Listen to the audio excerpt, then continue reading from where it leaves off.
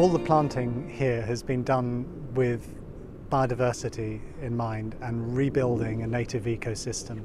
I've made a really big effort here to plant plants, yes, for their looks, but also for ecology and biodiversity. That ranges from hazel coppice of about 35 hazel trees, the hawthorn, native hawthorn, and then 2 wildflower meadows with native wildflowers supporting a fantastic ecosystem up there.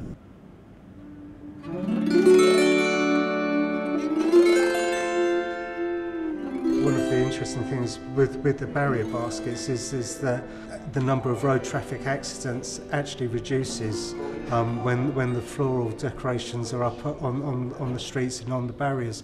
Obviously people can't rush across the roads and jump the barriers, so if that's a pleasing thing to think about, the flowers saving lives.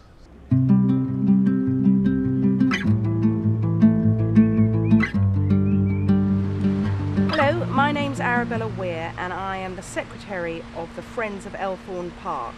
And the Peace Garden was planted in the early 70s in commemoration of the victims of Nagasaki. And it's got lots of fantastic plants, an amazing cherry blossom. It's got a waterfall. It's just a really sweet, nice, quiet area with some wonderful, wonderful plants that are very well tended by some very committed park keepers.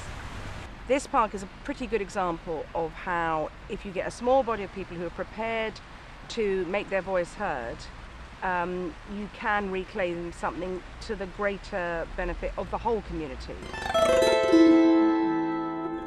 About 20% of the green space in Islington is made up of gardens, and we work with groups like the Islington Gardeners to try and encourage people to care for and look after their gardens in a more sustainable way.